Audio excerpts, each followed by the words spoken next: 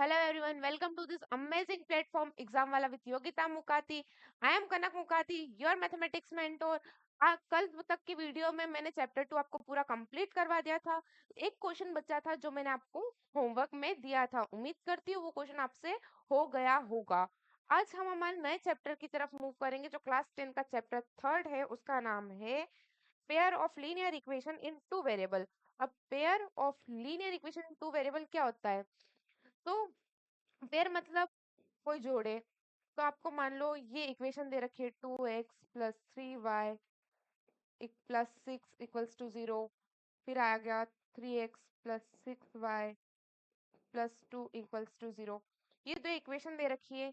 ये कैसी है? पेयर में। एक इक्वेशन तो ये हो गई, ये इक्वेशन, एक इक्वेशन तो ये हो गई, मतलब दो इक्वेशन है, मतलब पेयर में। और लीनियर इक्वेशन मतलब जिस इक्वेशन की हाईएस्ट पावर 1 हो उसे हम बोलेंगे लीनियर इक्वेशन। टू वेरिएबल मतलब जहां एक इक्वेशन में दो अलग अलग अल्फाबेट यूज करे गए हो उसे हम बोलेंगे टू वेरिएबल। कौन कौन से? एक तो ये y रहा, एक ही ये x रहा। अब यहाँ पे मान लो y है, तो एक ये y रहा, एक ये x रहा, मतलब यहाँ दोनों इक्वेशन में दोनों जगह दो अलग अलग वेरिएबल्स, दो अलग अलग अल्फाबेट यूज किए गए हैं, तो इसे हम बोलेंगे टू वेरिएबल्स। ठीक है, उम्मीद करती हूँ आपको चैप्टर के नेम का मीनिंग समझ आया होगा। अब हम मूव करेंगे हमारे इंट्रोडक्शन की तरफ। तो इंट्रोडक्शन में सबसे पहले तो क्या दे रखा है हमें? Standard form of linear equation. Linear equation का जो स्टैंडर्ड फॉर्म होता है वो दे रखा है। क्या होता है? दो इक्वेशन है तो दो स्टैंडर्ड फॉर्म बनेंगे। तो एक दे रखा है a1x + b1y + c1 = 0।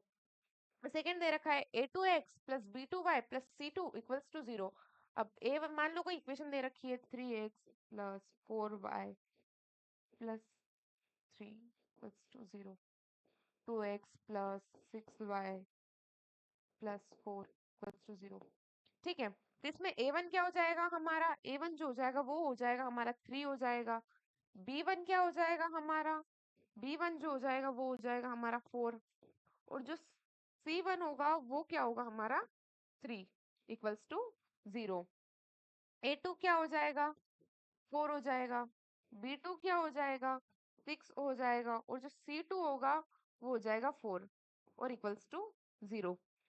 ये इस टाइप से स्टैंडर्ड फॉर्म होगी। ठीक है, मतलब देखो a1 जो है वो हमारा 3 है। अब a1 के साथ x होना, x है मतलब कोई भी वेरिएबल होना चाहिए, तो वो ये वेरिएबल रहा।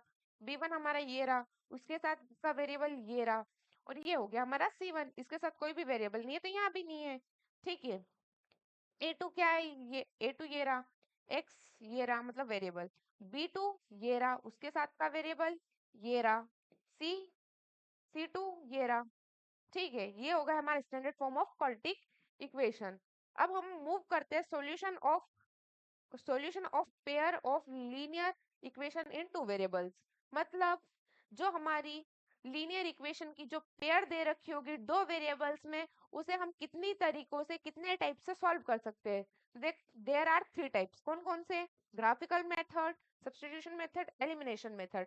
आज वाली वीडियो में आपको मैं ग्राफिकल मेथड पूरी समझा दूंगी। ठीक है, तो ग्राफिकल मेथड में सबसे पहले तो हम एक टेबल बनाएंगे। वही टेबल के अकॉर्डिंग हमें ग्राफिकल मेथड सॉल्व करें, हम ग्राफिकल मेथड सॉल्व करेंगे। तो टेबल में सबसे पहला जो कंडीशन बनती है, ये आपको मैं पूरी समझा भी दूंगी, पहले हम लिख लें क्या है। a1/a2 = b1/b2।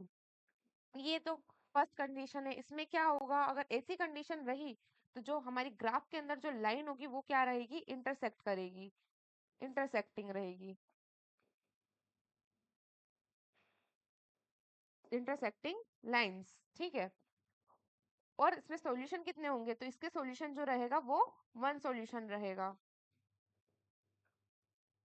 ये हो गई हमारी पहली कंडीशन।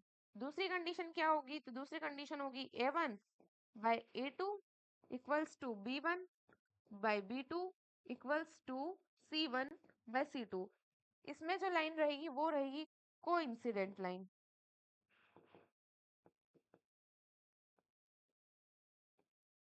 Coincident lines. इसमें जो सॉल्यूशन रहेंगे वो होंगे मेनी सॉल्यूशन।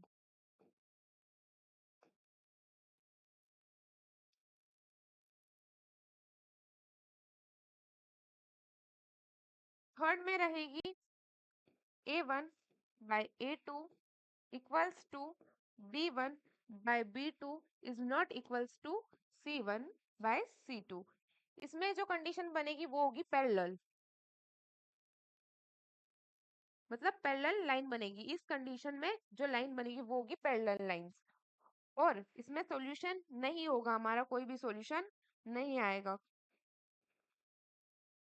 ठीक है, मतलब अगर हम ग्राफ बना रहे हैं, हम ग्राफ में लीनियर इक्वेशन सॉल्व कर रहे हैं, तो अगर कंडीशन ये रहेगी हमारी a1 बाय a2 अगर इक्वल नहीं है b1 बाय b2 के, तो हम जो ग्राफ बनाएंगे उसमें जो लाइन होगी वो हमेशा एक दूसरे को इंटरसेक्ट करेगी, काटेगी, किसी ना किसी पॉइंट पे कट करेगी।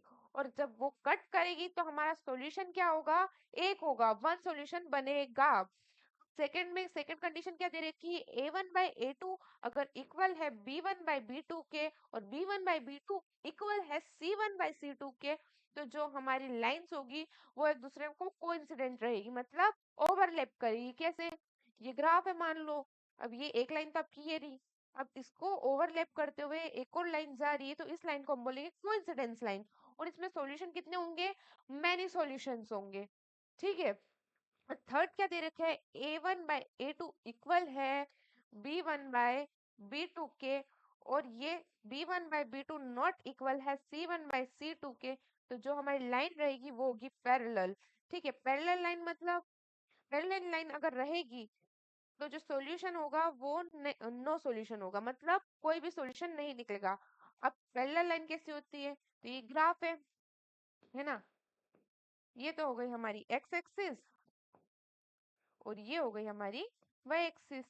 मान लो वाई एक्सिस पे एक लाइन ऐसी बनी हुई है और ऐसी कैसी एक और लाइन जा रही है, तो ये जो लाइन है एक दूसरे के बराबर है, परपेंडिकुलर है, तो ये जो लाइन होगी ये होगी हमारी पैरेलल लाइन। और इसमें सॉल्यूशन क्या रहेगा, नो इसमें सॉल्यूशन नहीं आएंगे, क्योंकि यहाँ कोई पॉइंट मिलेगा नहीं, एक दूसरे को इंटरसेक्ट नहीं करेगा, क्रॉस नहीं करेगा, कहाँ से सॉल्यूशन आ जाएगा। ठीक है, ये तो हो गई हमारी ग्राफिकल रिप्रेजेंटेशन।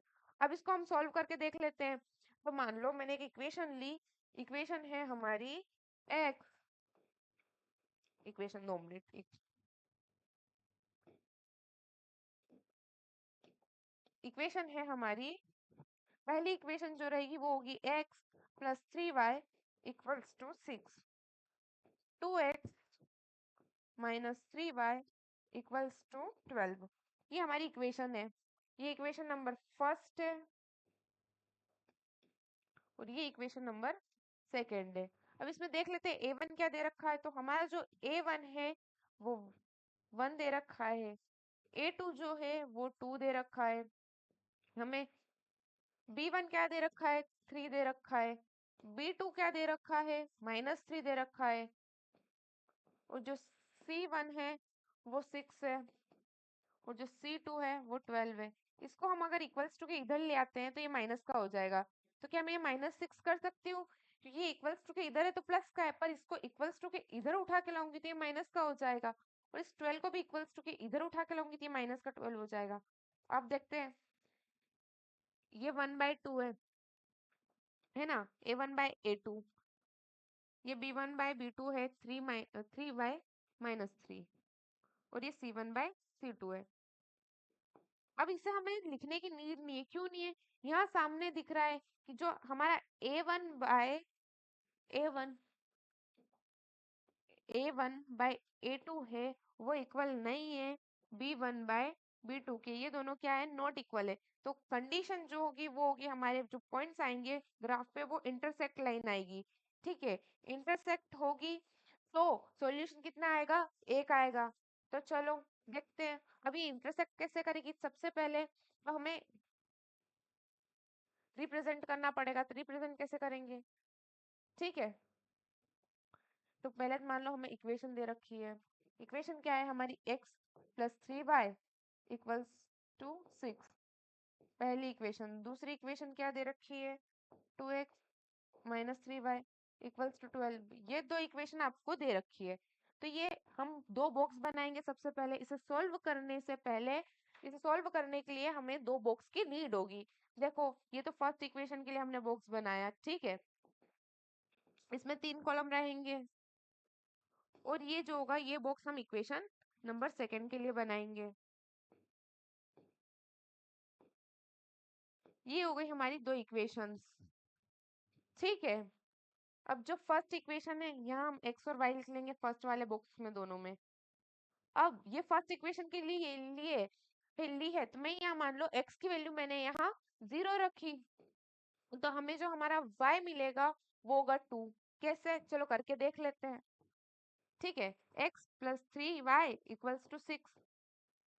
तो यह मैंने x की वैल्यू अगर 0 रखी प्लस 3y इक्वल्स टू 6, तो 0 प्लस 3y इक्वल्स टू 6।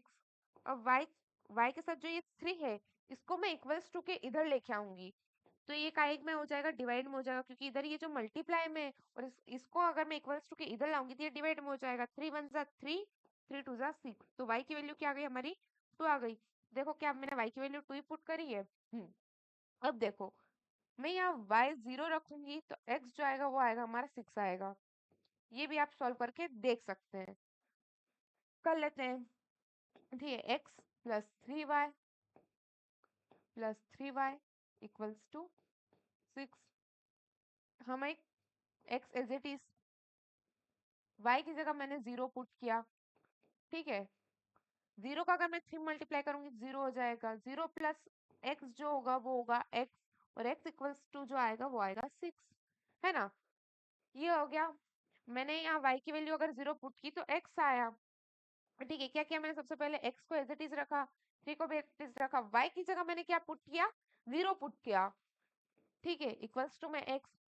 अब 0 का मल्टीप्लाई मैंने 3 में किया तो 0 हो गया, और 0 प्लस x हो गया, और इक्वल्स टू में 6। ठीक है, ये कंप्लीट हुआ। अब इक्वेशन सेकंड की बारी। अब मैं यहाँ इक्वेशन सेकंड में x की जगह 0 रखूंगी, तो जो y आएगा वो -4 रहेगा हमारा।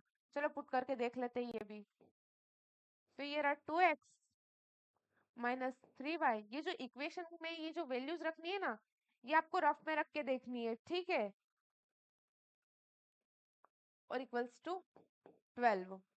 मैंने यहाँ x की जगह क्या पुट किया, 0 पुट किया, -3y as it is equals to 12।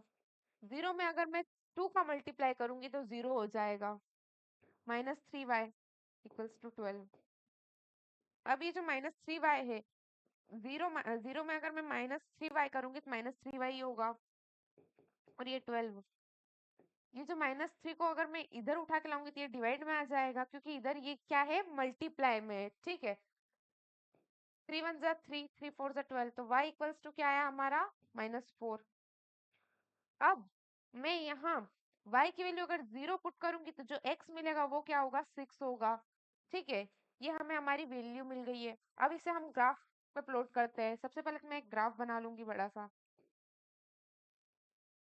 ठीक है, ये मैंने मेरा ग्राफ बना लिया है। तो ये जो नीचे होती है ये क्या होगी, हमारी -y एक्सिस, इस साइड होगी -x एक्सिस, यहाँ होती है हमारी y एक्सिस, और ये होती है हमारी x एक्सिस।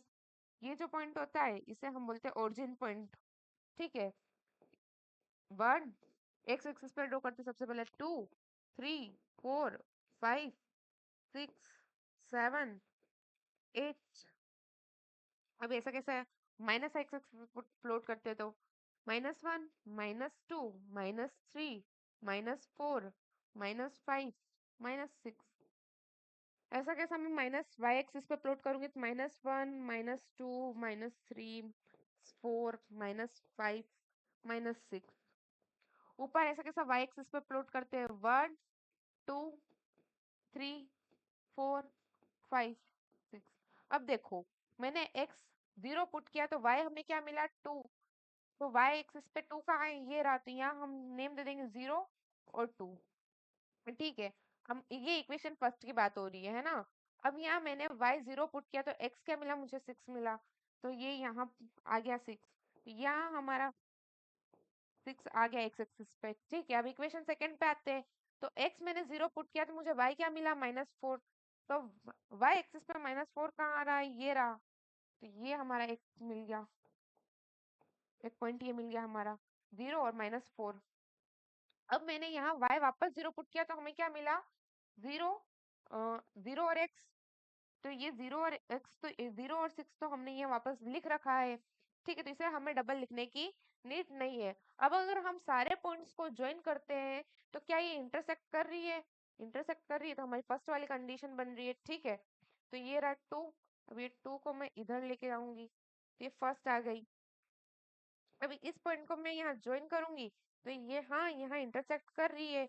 और यहाँ हमारा आंसर क्या दे रखा है? 6। मतलब हमारी जो कंडीशन नंबर फर्स्ट है वो बन रही है। कंडीशन नंबर फर्स्ट क्या है हमारी?